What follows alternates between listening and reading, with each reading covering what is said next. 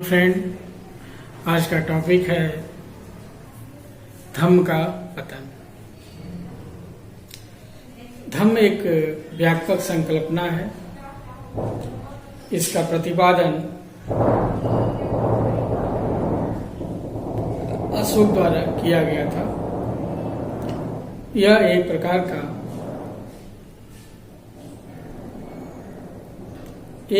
प्रकार की आचार संहिता है।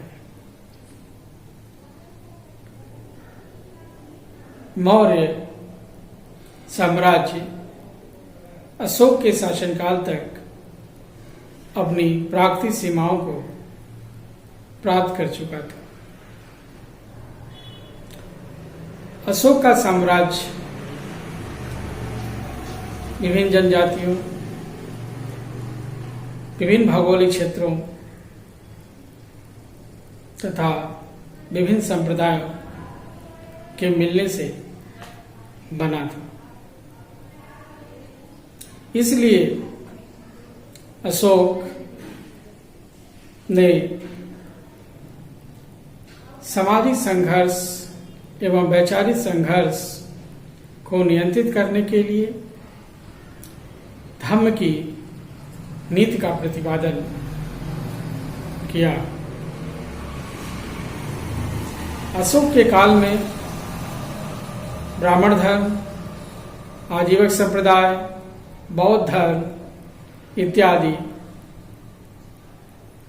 पंथों के बीच भी एक वैचारिक संघर्ष दिखाई देता है। इन्हीं सब संघर्षों को ध्यान में रखते हुए हिंसा की जगह पर धम्म की नीति का प्रतिपादन अशोक द्वारा किया गया, जिसका मूल उद्देश्य था इन सभी सामाजिक संघर्षों वाले तत्वों के बीच समन्वय एवं सामंजस्य बनाना। और अशोक इसमें सफल भी रहा।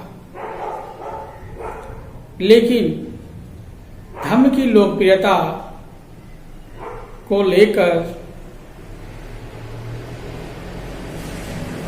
समाज में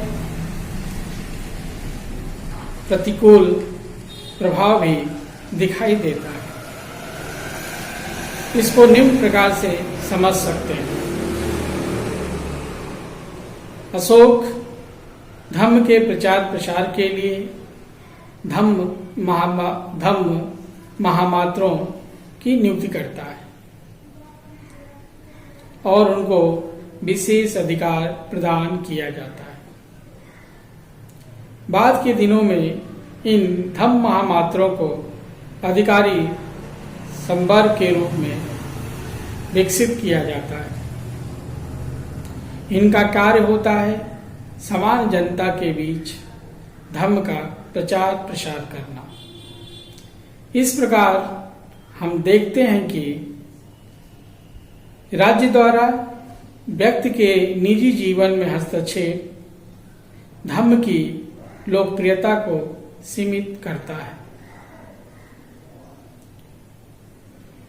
इसके साथ साथ अशोक के जीवन काल में सामाजिक संघर्ष एवं वैचारिक संघर्ष दिखाई देता है और विभिन्न पंथों के बीच भी संघर्ष दिखाई देता है। इससे भी स्पष्ट होता है कि मौर्य काल में यानी अशोक के जीवन काल में धम्म की लोकप्रियता को सीमित करने वाले तत्व राज्य में उपस्थित थे। अशोक के शिलालेखों से यह जानकारी प्राप्त होती है कि विभिन्न जनजातियों द्वारा विद्रोह करने की स्थिति में अशोक उन्हें कड़े शब्दों में स्पष्ट चेतावनी देता है कि वह वे उपद्रव से परहेज करें। इसका मतलब यह है कि अशोक ने धम्म की नीति के प्रतिपादन के साथ साथ हिंसा की नीति को भी छोड़ा नहीं था। वह हिंसा को सीमित करने के लिए ही धम्म की नीति का प्रतिपादन करता है। लेकिन बाद के दिनों में हम देखते हैं कि अशोक के उत्तराधिकारी धर्म के राजनीतिक महत्व को नहीं समझ पाते हैं और धर्म की नीतियों का प्रतित्याग कर देते हैं। राज्य द्वारा यानी अशोक के उत्तराधिकारियों द्वारा धम्म के सिद्धांतों को संरक्षण न देने के कारण धम्म पतन की स्थिति में दिखाई देता है।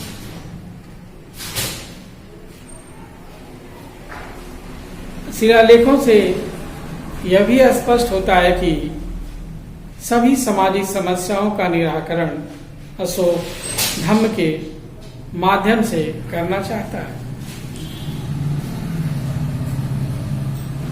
इस स्थिति में भी धम्म की लोकप्रियता पर प्रतिकूल प्रभाव पड़ा होगा। इस प्रकार हम देखते हैं कि अशोक अपने जीवन काल में धम्म की नीतियों को सुचारू रूप से लागू करने में सफल रहा, लेकिन उसके उत्तराधिकारी इसके महत्व को नहीं समझ पाने के कारण इसका परित्याग कर देते हैं और धम्म के जो राजनीतिक नीतिगत तत्व हैं वे समाज में अपना प्रभाव खोने लगते हैं।